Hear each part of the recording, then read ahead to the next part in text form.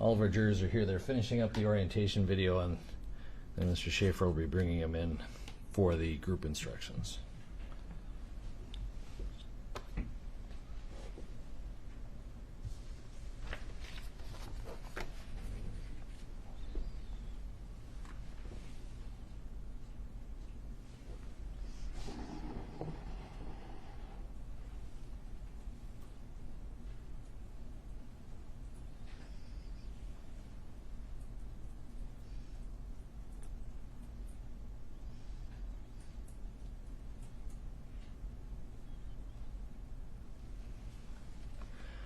While we have a moment,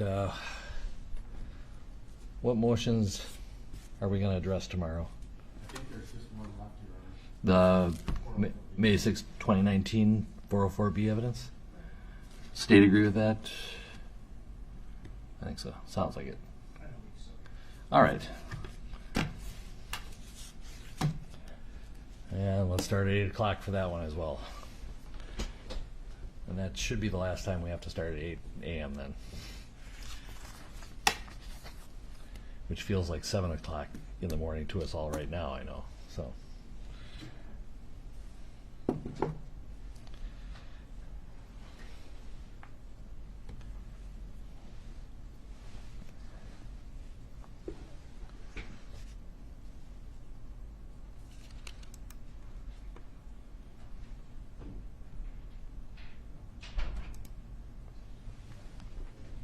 We have them?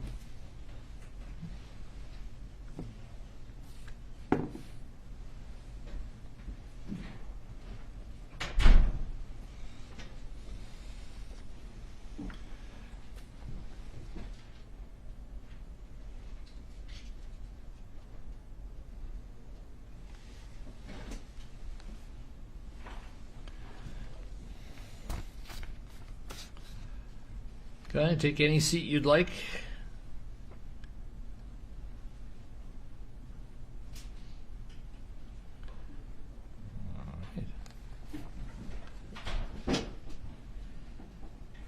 Have you seated?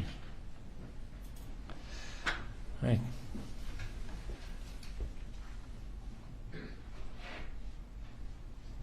All right, good morning, everyone. First of all, can you all hear me? Give me a thumbs up if you can hear me. All right, because we have hearing assistance devices if any of you have any concerns about being able to hear everything. Well, my name is Pete Cahill, and I am one of the judges of the district court. You have been summoned as potential jurors in the case of State of Minnesota versus Derek Chauvin, which is a criminal case related to the death of George Floyd on May 25th, 2020. A person charged with a crime has a right to a fair trial before an impartial judge and an impartial jury. In order to make sure the judges or the jurors who are selected are impartial, you are also judges, you're just judges of the facts. But jurors who are selected are impartial. The law provides that the court and the attorneys for the parties may ask questions to all prospective jurors, which must be answered under oath. First, thank you for filling out and returning the questionnaire that was mailed to you. Your contribution to the important and serious matter at hand is best served by your continuing to provide full and complete answers to the questions that you'll be asked today. Those questions will follow up on issues from the questionnaire and possibly other topics.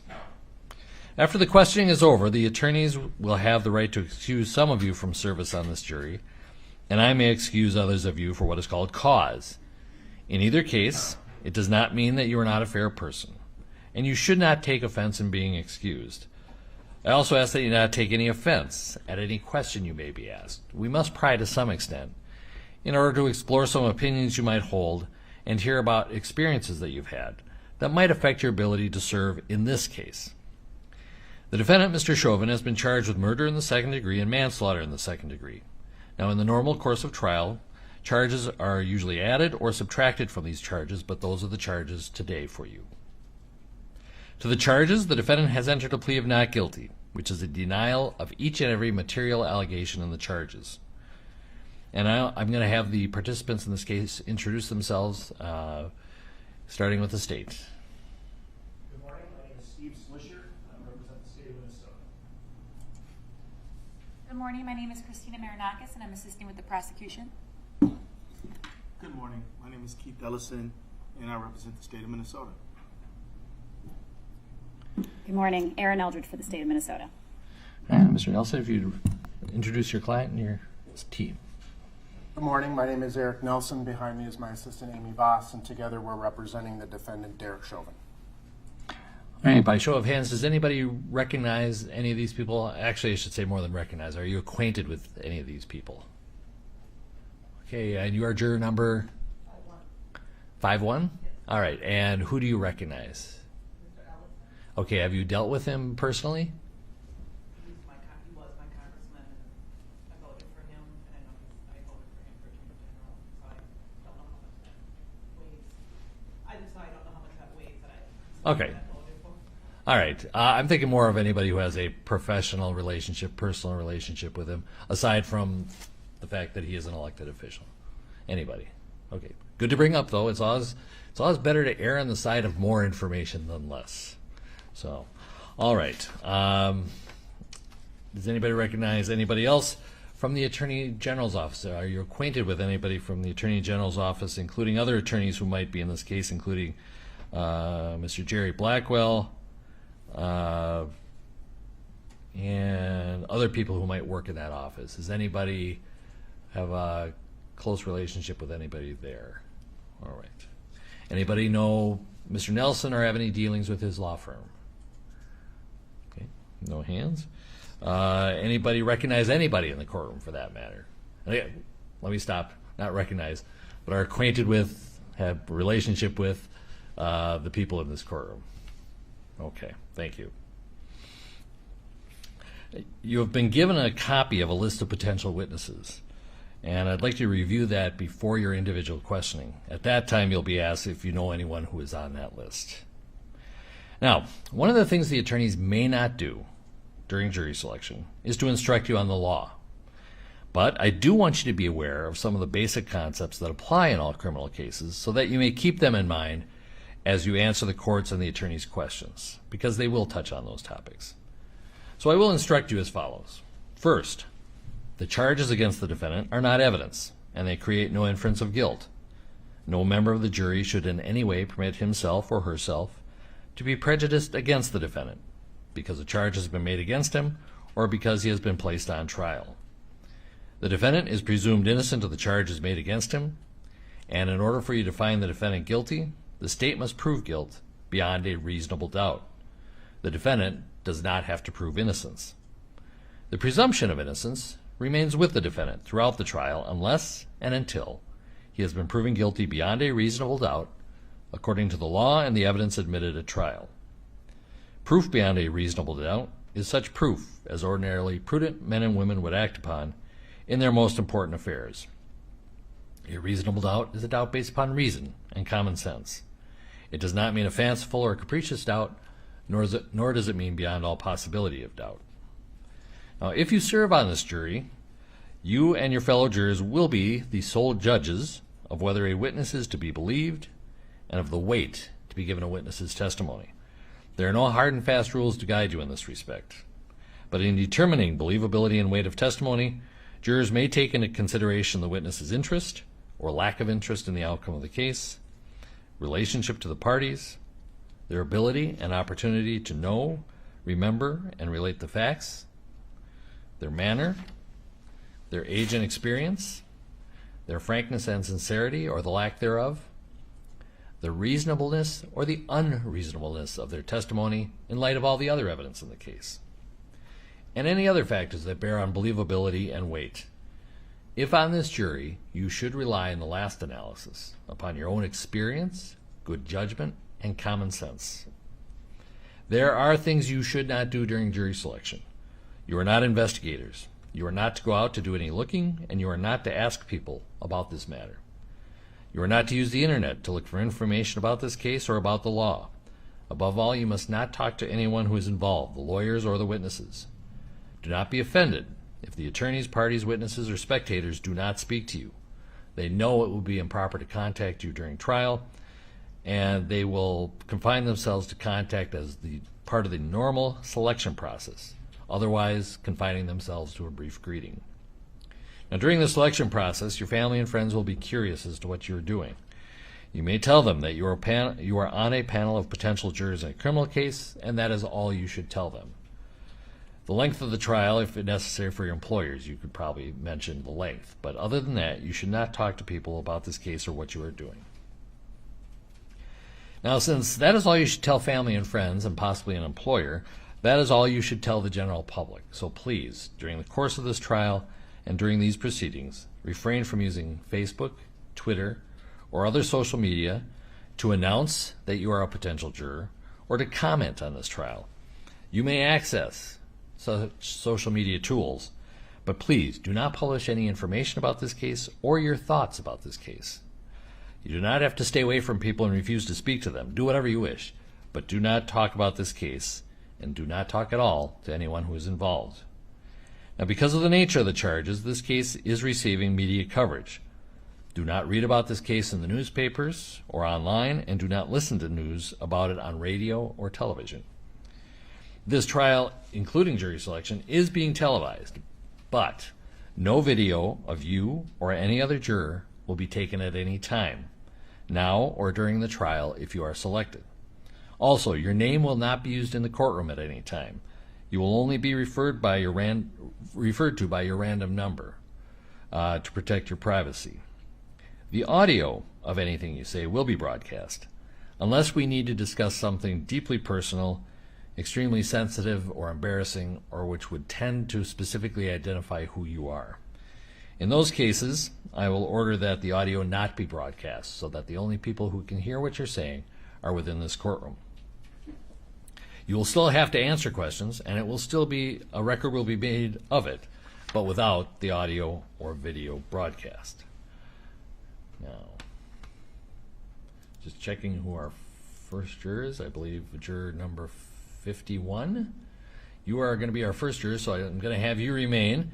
Everybody else, the deputy will escort you back into that other courtroom to wait your turn for individual questioning.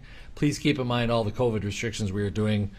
I will be wearing a mask during the individual questioning since I'll be closer to you, and also I have had my first shot, so hopefully that will give you some comfort there. So if you could follow the deputy.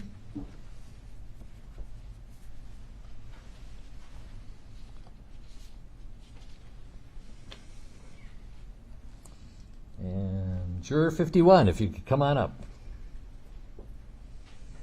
And if you could stay along the back wall.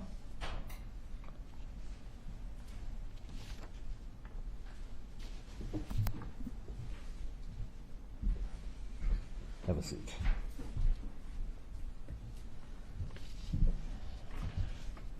Well, good morning. Good morning. And you are juror number 51. Correct. All right. Before I turn it over to the attorneys, a couple matters. First of all, I'm going to swear you in so that all your answers are under oath. So if you could raise your right hand. Do you swear or affirm under penalty of perjury that you'll truthfully answer all questions about your qualifications to serve as a juror? I do. Thank you. All right. First of all, you were given a questionnaire, and thank you for filling it out and getting it back to us. Obviously, you spent a considerable amount of time on it, and we appreciate that because it kind of gives us a leg up on where we're going. Everything true that you answered? Yes, Your Honor. Okay. And are there any changes or additions? Because here's what happens. We give you the questionnaire in December, and then it's a few months. You may realize you forgot to put something in, or maybe one of your opinions has changed. But in any case, is there anything you can think of right now that you'd want to change or amend, anything like that? Your Honor, I could I ask a clarifying question? Sure. I inadvertently heard, when I left on Friday, I turned on my radio and I inadvertently heard about the settlement that Minneapolis had. So that has changed, obviously, since I did the questionnaire. Right. One of the things I was going to say is that inadvertently, when we talk about what you know about the case, you may be exposed to a headline, despite your best efforts. Because the questionnaire did say avoid media, but given the pervasive nature of the media for this case, what do you remember hearing? I remember hearing that the pre-trial settlement was determined to be $27 million Okay. from the city to the family of Mr. Floyd. Okay. What do you think that means for this case? Well, from my own experience of understanding more on the civil side. And I work in human resources, so I work with unemployment insurance, appeals and hearings and judges and such. Generally, the preponderance of the evidence in civil cases leans towards guilt. My guess is that with that large of a settlement, that the city felt that they would not prevail in civil court and therefore didn't feel like they could make a case to overcome the preponderance of evidence. I know there's a difference between reasonable doubt and preponderance with civil and criminal, but I do think that I believe the other detail that I heard is that it was the largest settlement outside of Justine, I think her last name was Damon. So I'm sorry that I know that much, but Like I say, I think I've never met a juror who did blatantly disregard my orders.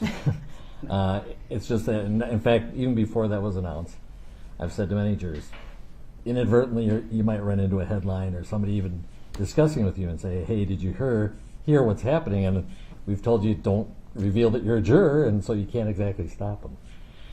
So I think you've kind of laid out your view of it. Would you agree that since you seem to have a fairly sophisticated knowledge and experience with civil litigation, that sometimes settlements are made because things are in doubt, or they don't know the result of what's going to happen in whatever case, civil or criminal? My concern is, I think everybody's concern actually, is that might move you along the scale towards one side or the other and affect whether you can be impartial in this criminal case. What do you think? I would agree with what you're saying. I would like to think of myself as somebody who's coming in impartial. However, even for my questionnaire, I had to be honest about opinions that I hold and that they were already strong opinions. I think that when I heard that settlement, also being somebody who lives in Minneapolis, and I mean, I drove by the 3rd precinct this morning. I live there. I drove by 38th in Chicago yesterday. I think that large of a settlement, again, being in human resources, we sometimes settle with employees, but it's pretty minimal. Okay. It's just for lack of a better phrase, to have something go away. But in this case, it felt like, I mean, when I heard that, I almost gasped the amount. Okay. And so I would like to think of myself as somebody who tries to be impartial, but I've just been exposed to so much information, and when that happened, it leaned me so far to one side over the other that I couldn't say under oath that I'd be able to take that out of my mind. Okay. And I've often said to jurors, you're not a failure as a juror if you say this is not a case where I can be fair and impartial. It's as long as it's an honest answer. Do you think that would be your honest answer? Sir, with there's 2 officers that I wouldn't recognize by name. In those cases, I think I could come in and say, I truly believe I could be truly neutral. With this particular officer, in particular, I unfortunately, honestly, I don't think I could be, to be honest. All right. I'm going to excuse you from this panel, so I appreciate your honesty and your candor on this. There was a lot of other information we might have gone over, but I think I am sorry because this is something I think is historical and important, but I also feel like everybody deserves a fair and impartial jury, and I have to be honest that maybe the other officers, like I said, I'd be more than willing. Okay. But I just think my mind is made up. All right. Well, I thank you for your service. You're welcome. The deputy will escort you out, take some paperwork from you, and you're off jury service, so you don't, unless you get a summons years from now, you're good to go. Thank you, Your Honor. All right. Thank you.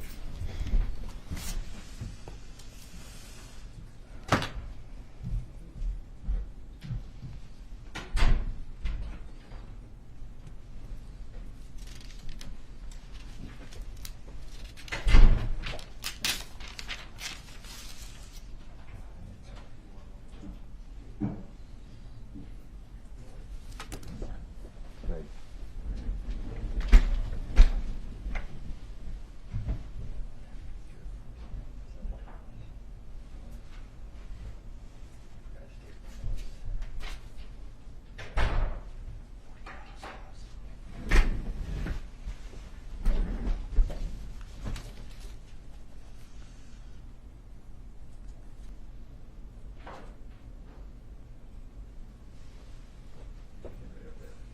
sir. If you come on up.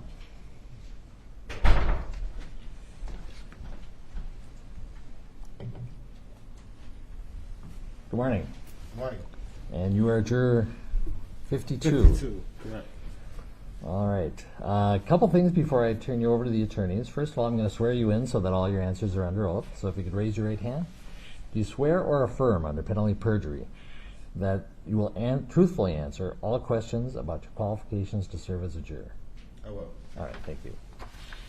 Also, I'm going to ask you to move close to the microphone so that we can pick up your voice. Also, I'm wearing my mask, given how we are fairly close, but there is plexiglass between us. There's plexiglass between you and the attorneys when they're asking questions.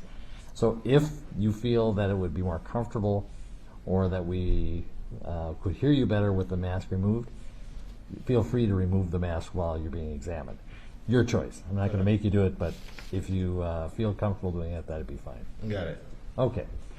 First of all, you filled out the questionnaire, and thank you for doing that. A lot of good information here.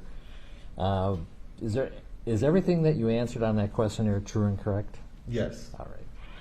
Any changes or additions to the questionnaires that you can think of right now? No, sir. Okay. And the attorneys will probably go into more individual questioning about this because sometimes when you fill that out months ago, other things happen. You hear other things that might change opinions. Or you just, in reflection, think, oh, I probably should have put that in there. Or anything like that. Right now, it sounds like you don't have anything to volunteer, but is that correct? Correct. But the attorneys might prompt a memory. Feel free to add something that is different from your questionnaire. You're not going to get into trouble. What we're looking for are honest, open answers as we go forward. So, you weren't supposed to read any articles or watch any media about this case. But we recognize that since this was months ago that you filled out the questionnaire, since the time you filled out the questionnaire and now, have you inadvertently been exposed to information? For example, maybe you see a headline in passing, or you talk to somebody says, hey, did you hear? And it's something about this case, and since we told you, don't tell anybody you're a juror in this case, you can't exactly stop people. Anything like that happen to you that you became inadvertently aware of some information about the case since the questionnaire and today? Yes, definitely. I've seen headlines just speaking on the case coming up, just saying the dates, what to look out for, just different headlines like that through media outlets, so yahoo.com Okay. in particular. Anything other than like kind of the basic logistics of the trial? No. Okay. Did you hear anything about any other, about any of the parties, the attorneys, pretrial matters, related No. civil litigation, anything like that? No, sir. All right. And the reason we ask is because you may have heard things about the case, and that was our first question on the questionnaire. The whole point there is, it's all right to have read about it. It was hard to avoid. It's all right to even form opinions based on what you've heard and seen. But as a juror, you have to put all that aside. Decide this case just on the evidence you hear in the courtroom. Essentially be a blank slate. And apply the law as I give it to you. Do you think you could do that? For sure. Okay, thank you. All right, we gave you a long witness list. Did you recognize any of the witnesses on it? No, sir. All right. And we estimate that the trial is going to be about 4 weeks once we start. And we're anticipating starting on March 29th at 9 a.m. Does that trial length, can you make that work? Yes. All right. Any concerns about being on this jury as far as timing? No. Okay. All right. In that case, then, I'm going to turn you over to Mr. Nelson, who's going to ask some questions first. Regarding juror number 52, you may inquire, Mr. Nelson.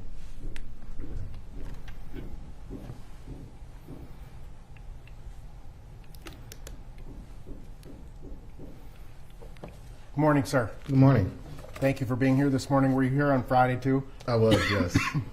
Well, thank you for your patience. Sometimes these things take a little bit longer than we anticipate. So what I would like to do this morning, sir, is kind of ask you a series of kind of broad and general questions to get to know you a little bit better. And then I'm going to follow up with some specifics on your questionnaire. Okay. Understanding it's been a while since you filled this out and you may not remember exactly what you wrote. Okay. All right. So let's assume you and I were to have met in some other circumstance, a social event, a party, whatever. What are a couple of things about you that I would walk away knowing? That I'm a pretty friendly, positive person. Generally have a positive attitude, look at a positive outlook on things. Okay. Any hobbies, special interests, things of that nature? I'm majorly into sports, big basketball fan, sports, and then writing and music. So, Okay, great. Now, in your personal, well, let me ask you this. You got at some point you learned that you were a prospective juror in this particular case, right? correct. And you had obviously heard about this case prior to receiving that notice. When you got the notice that you were a potential juror in this case, what was your initial reaction? I think I was more like, it's kind of odd because I had never expected to be on jury duty anytime soon during that period. So it was just kind of surprised, shocked. Okay. Yeah. Did you, knowing that it was about this case, did you have any concerns for your personal safety, the safety of your family, anything of that nature? No, not at all. Okay, great. And how about with respect to COVID-19? Do you have any concerns? You've obviously taken a lot of precautions here. Well, not at all. Okay. In your personal or professional life, can you think of a situation where you were called upon to resolve a conflict between two people? Absolutely. So in my personal life, I coach youth sports, and a lot of times parents have conflicts with maybe how much their kid is playing. So a lot of times I might have to step in and mediate, maybe amongst two parents that have a conflict within that, and it's just a matter of just communicating and just giving everybody a platform to talk and listen, giving the next person a chance to listen to actually what's going on. Okay. I think that's a great example. In terms of, so you would say that hearing both sides of the story is a pretty important component. Everybody has to have a chance to kind of communicate what's going on or what their thoughts are. Sure. Now, in terms of, again, your personal or professional life, can you think of a situation where you've been called upon to determine who's lying about a particular situation or who's telling the truth? Same type of thing within coaching, dealing with parents and with youth. Sometimes you do get people that kind of bend the truth, and it's just a matter of not necessarily proving that they're lying, but you kind of pick up on different patterns as you get to know the people and get to know the parents and the kids. You pick up on their patterns, and you start to understand when they kind of possibly are bending the truth a little bit. Okay. So in that situation, one of the things that you would be doing if you're a juror is, number one, resolving a conflict, right? Mm-hmm. And conflicts that may emerge in the jury room as well, right? Conflicts between other jurors. Do you recognize that? I'd never thought of that, actually. Okay. So you may be in a jury room, and let's assume, or hypothetically, there's a particular piece of information or evidence that you or that one juror thinks is extremely important, and that another juror or jurors think is irrelevant, right? That is ultimately a conflict between the jurors, right? Yeah. How would you approach that situation based on your personal and professional experiences? I think by giving each juror a chance to state what their thought process is, why they think this thing is irrelevant or irrelevant, and getting the next person to do the same thing.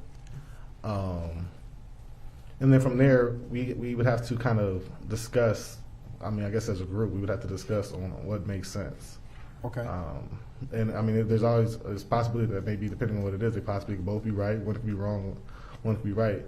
But I think it would come down to a group discussion to kind of determine which way to lean on that. Okay. And in terms of, the type of person you are, obviously we're taking you at face value. We don't know what's in your heart or your head.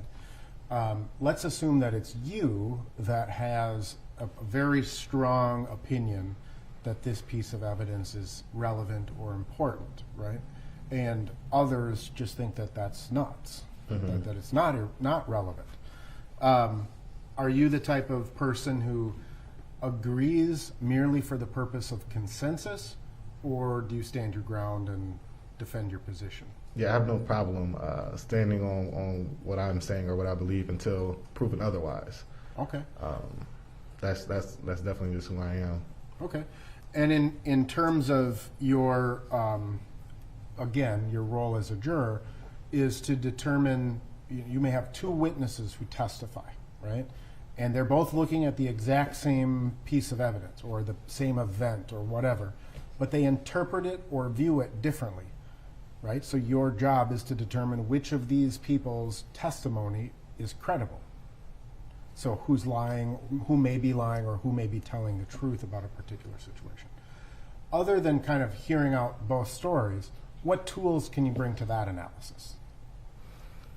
I think it's a matter of, so like I said, that listening aspect is important, and understanding what's the thought process behind it.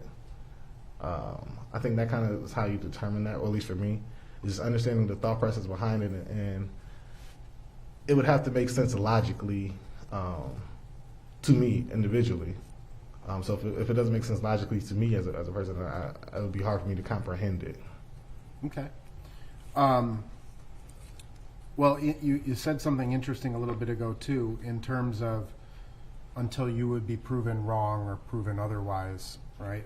There was Correct. a comment in that. So can you think of a situation in your life where you have been 100% certain about something, only later to determine you were wrong? Yeah, I don't have an exact example, but it does happen. I mean, like with maybe my siblings or my friends, we might be discussing something, and I was putting. I mean, like I said, I talk sports a lot with my friends, so we might be discussing maybe a stat or something, and I could be so adamant on this is correct, and they might pull it up, like actually look it up, pull up the stat, and I might be wrong. I have no problem admitting when I'm wrong either, so. It's just a matter of, okay, well, you pulled it up, and now that's what that is. I am 100% wrong. Okay.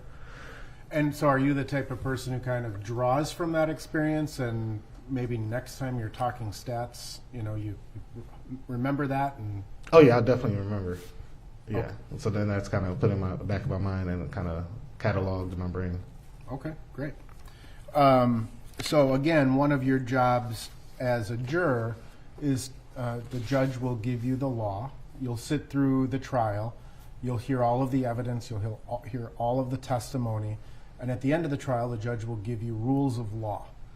Are you able to, A, listen to the entirety of the evidence in this case in an impartial manner? Absolutely.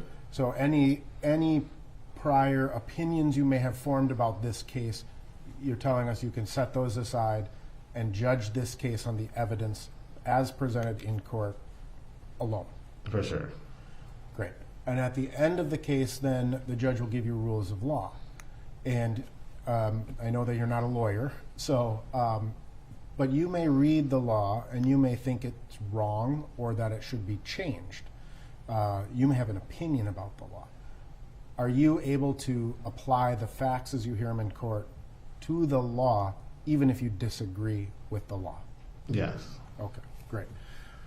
So I have a few just sort of follow-up questions on your questionnaire, sir. And again, I know it's been a couple of months since you've answered these questions, and I'm not trying to trick you or anything like that, okay? The first question that you're asked is some questions about what you remember hearing about the case. And you gave a pretty detailed response based on what you had seen in the news. I mean, generally, you remember that? What was the exact question? I guess that was sort of a confusing question. Yeah. Do you remember what you wrote about what you had heard about this case, generally? I don't remember what I wrote, but I mean what I heard was pretty much the facts where I don't know what I wrote, but yeah, so it's pretty much I have no idea what I wrote. Right. You remember hearing that Mr. Floyd had attempted to buy something with a fake bill or check, Right. and somehow he ended up on the ground with Chauvin using his knee against Floyd's neck to hold him in place. Crowd surrounding, they start recording. So it's Yeah. basic recitation of what you understood happened on that particular day, right? Right. And ultimately, you understand, or you remember hearing that there were 2 autopsies, one that said Floyd may have died from a previous condition, and another saying something else. So if you were, again, in this case, to be listening to the evidence, and say, for example, only one autopsy is presented in court, can you set aside what you may have heard about any other information and only focus on what was presented in court? Yeah, for sure. Okay, great. Now you were asked a couple of questions about your impression of Mr. Chauvin and Mr. Floyd, and with respect to both of those individuals, you have a neutral sort of. You indicated you have a sort of a neutral Right. opinion, and ultimately, with respect to Mr. Chauvin, you wrote, "I do not believe the defendant set out to murder anyone. However, based on the video, I'm not sure about what the reasoning could be." Do you remember writing that? No, but I still I stand on that still, but I don't remember necessarily writing that. Yeah, sure. And again, I'm not. That's what you're. Yeah, I'm not yeah. trying to trick you. Would you be able to listen to what people may come in and say about police training, about police practice, and what any potential reasons may be? Yeah, I mean, like I mentioned earlier, a lot of times I like to understand the thought process behind something. That's kind of how I understand things is by hearing somebody's thought process and letting them actually speak their thoughts. Okay, so let me skip ahead a little bit. In any criminal trial in this country, the defendant has no obligation to ask a single question, present any evidence, and obviously the defendant has he has the right to remain silent during Absolutely. trial, right? So if you're not able to hear directly from Mr. Chauvin would you hold that against him about what his thought process was? No, because I believe, isn't it then a matter of whatever's presented then? So, I mean, I would have to come to kind of in my own brain, kind of come to some type of conclusion on what, or I guess the court would have to come to some type of conclusion on what the process was. I mean, since he would remain silent on that. So. Okay, so you're willing to adhere to that principle of law? Yeah. Okay, great. And with respect to Mr. Floyd, you say, I view him as just an average, regular man, no other information about him? Correct. Okay, great. It indicates that there's a question about watching a video of Mr. Floyd's death and how many times you think you had seen that video. And so I just want to make sure we're on the same page as to what video you're talking about and what video we're talking about, all right? Because it may be different. There was you understand that a bystander filmed this incident. That video got uploaded to a social media platform, and then it went viral. Is that the video you think you have seen in the past? I believe so. It was a bystander uploaded social media video. Yep. Okay. And then have you seen any other videos, because there were other body-worn cameras that had been released, there were some security cameras that people released. Have you seen any other video of the incident? No, I have not. Okay. Now, in terms of that video, the bystander video, have you watched it in its entirety, or have you just seen what was presented on news channels as part of smaller segments as part of the story? I've not seen it in its entirety. Okay. But you've seen 30-second, maybe a minute clip here and there? Yeah. Yeah. Okay. And you indicated at that time you'd seen it 2 to 3 times, right? Mm-hmm. Is that maximum? Okay. I understand. Yeah. Understand you weren't counting, thinking that you needed to ever be asked that question. But you also indicated that you have talked with some family and friends or coworkers, or potentially discussed it online. I want to kind of parse those into two categories. Okay. You've talked about it with your friends and family, right? Yes, correct. Have you posted any opinions on social media about it? No. Okay. But when you've talked with your friends and family, you wrote, "My opinion has been, why didn't the other officer stop Chauvin?" Okay. Do you remember, I mean, can you explain that a little bit more, or what opinion you had formed about that? About which part? Which? About, well, you say, "My opinion has been, why didn't the other officer stop Chauvin?" I mean, just what do you mean by that opinion? Meaning, why didn't the other officers do any type of intervening or something? That's all I mean. Okay. I'm just curious in terms of your impression of Officer Chauvin, Yeah. right? So did you form the opinion that he was doing something wrong? I don't know if he's doing something wrong or not, but somebody died from the situation. So I mean, I like I said, I don't think he had any intention of harming anybody, but somebody did die. So even if you have no intention of doing something and something happens, somebody could have possibly still intervened and prevented that. Okay. Yeah, and that's kind of my thought process. that makes So yeah, so it's kind of like if say if I'm not paying attention and I'm driving my car, somebody can still tap me and say, "Hey, pay attention." So I mean, that's my thought process. Is somebody can intervene regardless of just somebody can intervene if something's going possibly wrong. okay. Fair enough. You were asked a couple of questions about. You were asked a question about the impact to the Twin Cities community in the aftermath of Mr. Floyd's death, the protests, and your response was that you have. There was asked if you think the Twin Cities was positively or negatively impacted, and you responded, "Neither. The protests have the potential to have positive impact, but I have seen no impact so far." Can you explain what you meant by that? Meaning, so when I say it has the potential to be positive, it just means that what comes from that just hasn't happened in terms of if there's possibly changes that need to be made, just what needs to happen in general, just in order to see, because like I said, somebody did pass away from this, so something positive either has to come from it or nothing comes from it.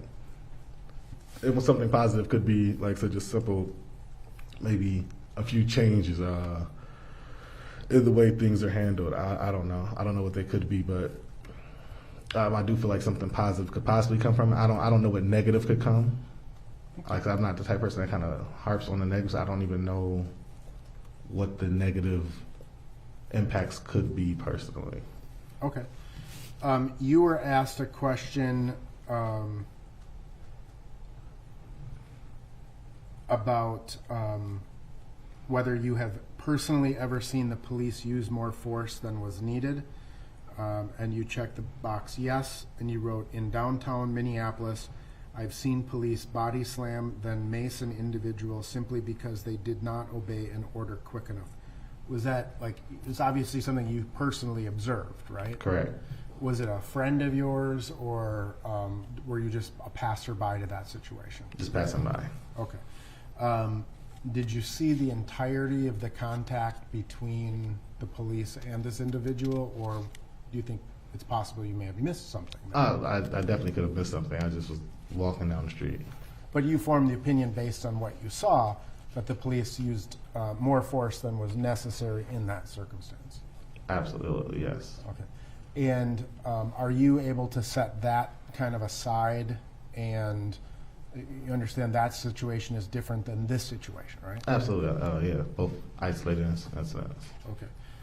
Now, you didn't give us much information, and you remember you have the ability to say that something is private, but you were asked, have you or someone close to you ever been arrested for a crime? And you wrote yes. And how you thought the police handled that arrest? And you said they acted professionally. Was that a personal situation or a friend? Personal. Okay. Was that the driving ticket that you referenced later? Yes. Okay. So yeah. And it was like a bad license or something like that? Yes, correct. Okay. You were asked a series of questions about there were a series of just blanket statements. And then you were asked to rank your opinion from strongly agree to strongly disagree to each of these statements. And there's just a couple I want to cover with you. And then I am nearing the end of my questions for you, sir. In terms of these statements, there is a statement that reads, discrimination is not as bad as the media makes it out to be, and you strongly disagreed with that. Can you explain your thinking in that? I think it's well beyond what the media can even report. Just in general, just because discrimination is such a broad thing. It's a broad spectrum of things. It would be impossible for the media, I think, to cover it all, because it could be some of the smallest things can be discrimination, and sometimes there's just no way for it all to be covered. Okay. So you think that there's more discrimination? You interpreted that question to be that there's more discrimination that has occurred than the media could just ever even cover. Correct. Do you think that sometimes the media exaggerates discrimination? Well, yes. I think that's part of their job, I believe. Okay. And do you think that there are certain circumstances where something could be perceived as discrimination even though it wasn't? Yeah. I wouldn't say that it wasn't, but I mean, some of discrimination is perception. Right. So I can't say that somebody else's perception is automatically incorrect. Right. That's their perception. If they feel like they were possibly discriminated against, I feel like they have the right to feel that way. Sure. But can you also see how the other person who is conducting the discriminatory act may have a different perception? Absolutely. And I think that's where, just in general, better communication, needs to be done. Sure. It's just a matter of communicating the thought process and what's going through each person's mind. Okay. You also, there's a statement that says, police in my community make me feel safe, and you somewhat agreed with that. Is there a reason that you may feel that police aren't making you feel safe? Well, just like the incident from earlier that was just stated, where I seen the kid kind of get slammed to the ground. That doesn't necessarily make me feel safe, but also, like the gym I go to, there's a few officers that go there, and they're great guys. So it's like that's where that somewhat comes in. I wouldn't want to see anybody get body slammed, but also I know some great guys. So okay.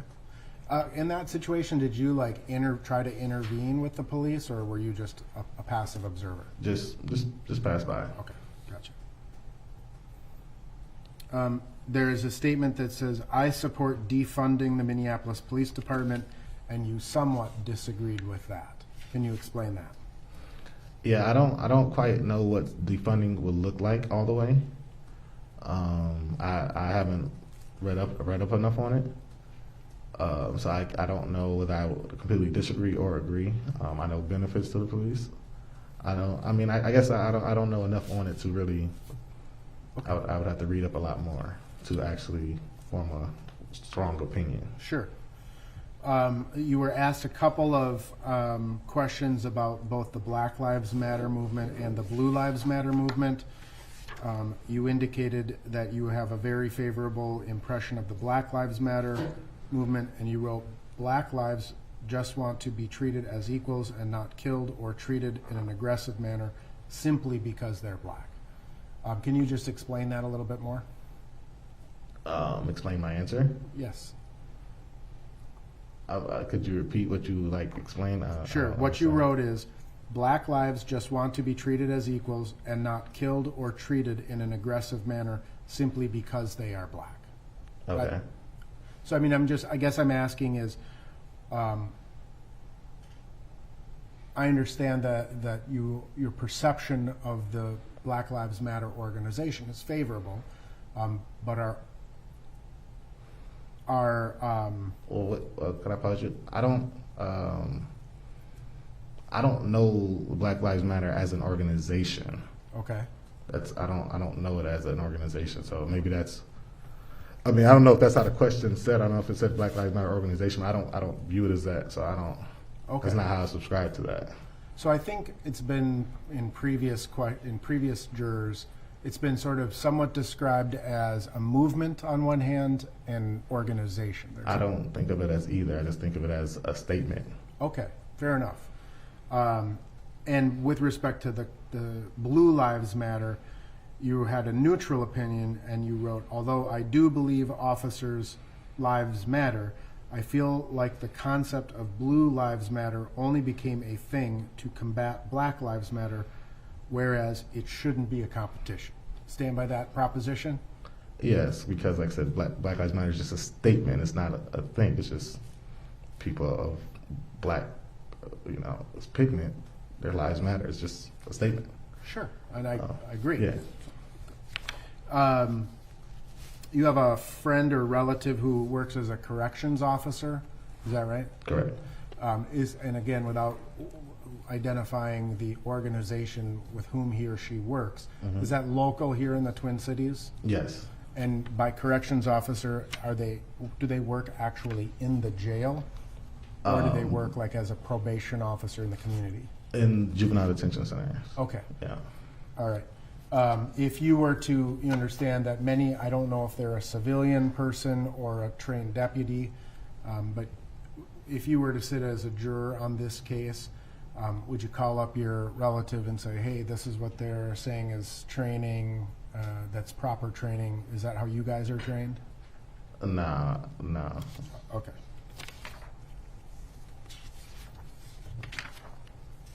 So my last questions for you, sir, have to do with the last question on the survey, which the last two questions are, do you want to serve as a juror in this case? And you checked the box, yes. And you were then asked why. And you said, because of all the protests and everything that has happened after the event, this is the most historic case of my lifetime, and I would love to be a part of it.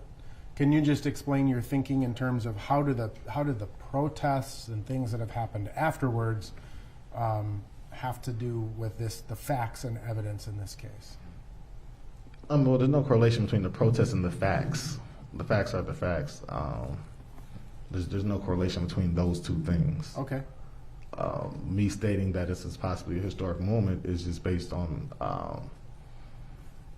the different movements that have come from this. That's just the fact of the matter. Sure. So I mean, it's kind of what I understand you to be saying is that this is a historic event in many regards, right? Yes. And again, you're willing to listen to the facts and evidence in this case, apply the law, and be a fair and impartial juror. Correct. All right. If I may have just a couple minutes, Your Honor.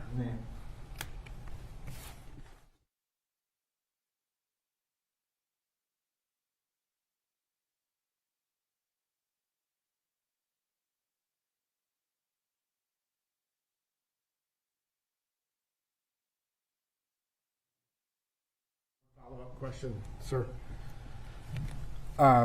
So I understand that you coach youth sports, right? Correct. And I don't know anything about where or whom or anything of that nature. I guess the question that I have for you is, if you understand that one possible outcome would be a not guilty verdict. Correct. And can you foresee a circumstance where you would be agreeable to a not guilty verdict? Yes. And would you be able to go to the kids you coach and explain why you did what you did? Yes. Okay. Your Honor, we'll pass for cause. Mr. Swisher.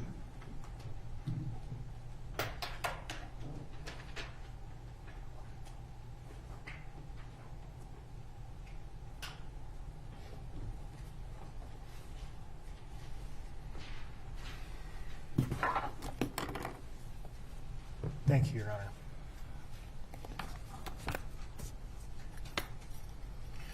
Sir, good morning. Good morning. One of the interests that you indicated that you had questioned by counsel was in writing. Yes. Can you please tell us a little bit about what kind of writing you do? Well, I enjoy, I guess, creative writing, just different writing projects in terms of scripts, poems, just any type of creative writing. And do you publish any of these, or are you No. trying to publish? Nope, this is just for my own personal, it's just a personal hobby. So notice that you've spent some significant time in the banking industry. Yes. Without discussing your specific employer, can you please share with us what is it about the banking industry that draws you? It's the consistency, the freedom that it allows me to, I guess, help others in a way. In the specific type of banking that I'm in, I can kind of see people's goals come to fruition. That kind of gives me a sense of accomplishment.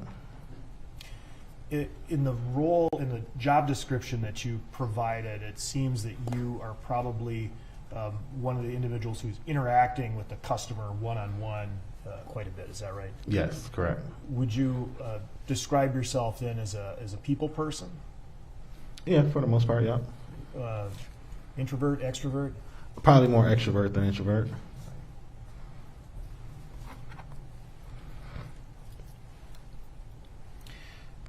I wanted to ask you a few questions about drug use and whether you know anyone or have observed a friend or even an acquaintance struggle with illegal drug use.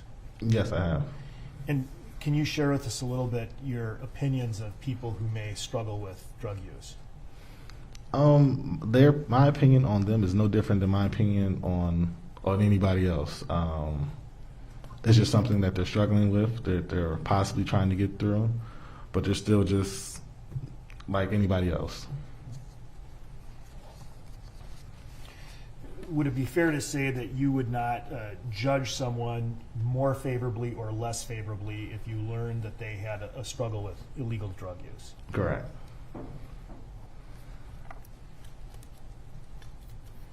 Now, of course, I asked you about your job and what drew you to that. Can you tell us a little bit more about what draws you to coaching youth sports?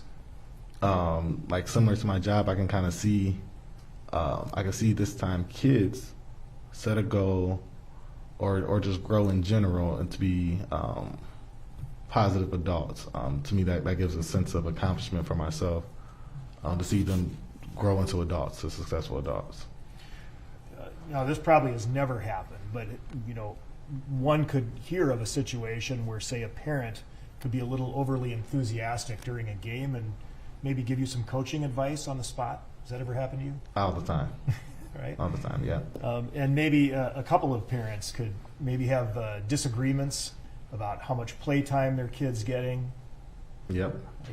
Have you ever seen a situation where two parents, either on the same team or opposite teams, kind of start getting into a conflict or a yelling match? Yes. Have you ever done anything to calm or de-escalate that situation? Absolutely. With me being kind of the coach and kind of that mediator, that middle person, I can they kind of would listen to me and I can let each person get their voice heard, let each person talk, and kind of let them figure it out that way by me being the mediator and letting each person get their voice heard, communicate, and see if they can come to a common ground or agree to disagree. I wanted to ask you another question about an answer you gave regarding, or talking about the issue of intent. Mm-hmm. And I believe that you expressed the opinion that you believe that no one had an intent to do any particular harm that day, the day of George Floyd's death. Is that right? Correct. You understand that if you're called to serve as a juror, you have to set aside all opinions. Intent is an issue that will be contested in this case. Do you think it would be difficult for you to do that, or would you be able to look at this case completely as a clean slate? I don't think it'd be that difficult at all. I think I can definitely look at it from an unobjective point of view.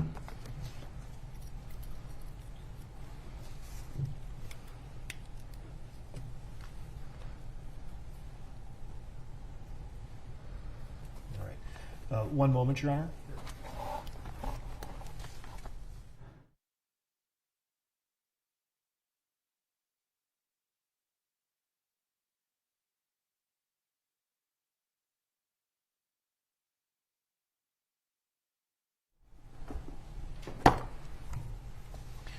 Thank you, Your Honor. The state passes for cause. All right, juror number 52. You are going to serve on this jury. Okay. And so we're going to reconvene for the trial itself on March 29th at 9 a.m. As you've seen, there are sometimes delays. If that time changes, we will advise you accordingly. In fact, we'll probably call everybody or send an email just as a reminder in any case. But if you don't hear from us, it's March 29th at 9 a.m. The deputy's going to take some paperwork from you. But in the meantime, remember, do whatever you can to avoid reading about this case, watching on TV. Avoid it as much as you can so that everything you decide in this case is going to be based on only what you hear in the courtroom. Any questions? No, sir. All right, thanks. Then you can go with the deputy. We're going to break. Yeah, it's 10:30. And we're going to take our morning recess. So let's reconvene at, we'll shoot for around 1:45, no earlier than 10:45. All right, thank you.